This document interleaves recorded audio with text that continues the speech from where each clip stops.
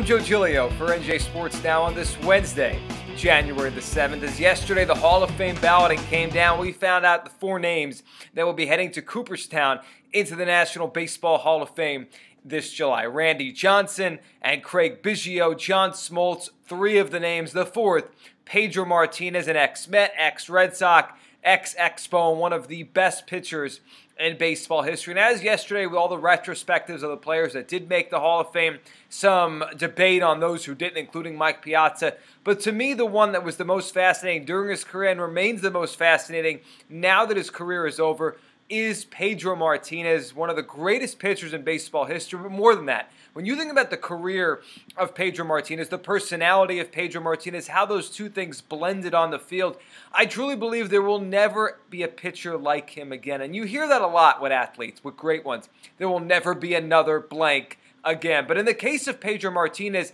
I do think that distinction is apt, and I do think it is real. Pedro, from the time he came up as an undersized right-hander, no one really thought he could handle the rigors of being a 200-inning starting pitcher for a long time. And, he was overlooked, traded from the Dodgers to the Expos, where his career took off, then going to Boston, where he meshed with that city so much and put that team, the Red Sox franchise, back on the map. They don't become a champion without him. They don't become one of the best teams in baseball without him. And certainly when he came to the Mets, he had that kind of same impact on the organization. They got back to the playoffs in 2006 for the first time since 2000, and a lot of that was because of what Pedro brought.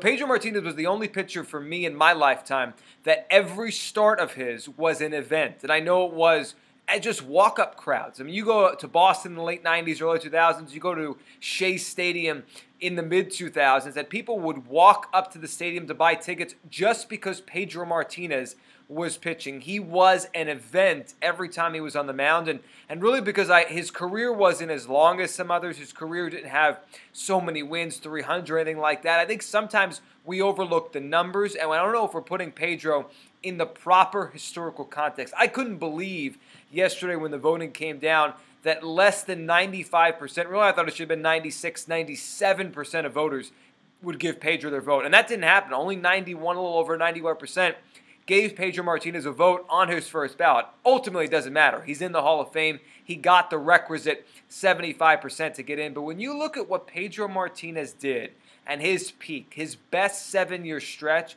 you can make a good argument it's the greatest any pitcher in baseball history ever has. And I've heard the term, he was our generation's Koufax, dating back to what Sandy Koufax did in the 60s with just, he was a comet. He came out of nowhere to become the best pitcher on the planet, and then he fizzled out because of injury. But you look back at the numbers and what Pedro accomplished in his time, 1997 to 2003, really culminating in 99 and 2000 in Fenway Park for the Red Sox. I believe that stretch of pitching for Pedro Martinez was better than what Sandy Koufax did in the late 60s. Yeah, I think Pedro was more dominant in his time than Koufax was in the 60s. And I think a big part of that was because of when Pedro pitched. Pedro pitched in the toughest era ever for a pitcher, the steroid era, where the average ERA was in the high 4s, 5. I mean, the average pitcher was giving up 4.5, 5 runs a game.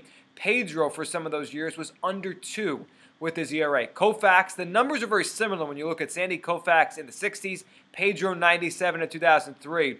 But Koufax was in a time where the mound was higher. He was pitching in Dodger Stadium, a pitcher-friendly park. Meanwhile, Pedro Martinez pitching in the AL East in Fenway Park in the steroid era. You add in his personality, his flair for the dramatic, and his just utter dominance on the mound, and you see why Pedro was truly one of a kind and truly someone that, although he may have rubbed some the wrong way, and Paul Hoynes of Cleveland.com called him a punk in a piece on Wednesday morning explaining why he didn't know if he should vote for Pedro Martinez. Call him a punk, call him a flair for the dramatic, say whatever you want about Pedro Martinez and how he performed, but he was an entertainer, he was a performer, and truly one of the greatest, if not the greatest pitcher to ever toe a rubber. Did he have the longest career, most wins, most longevity, most value? No, absolutely not. Guys like Roger Clemens and a slew of others over the years have been more valuable because they competed and were really good for a really long time.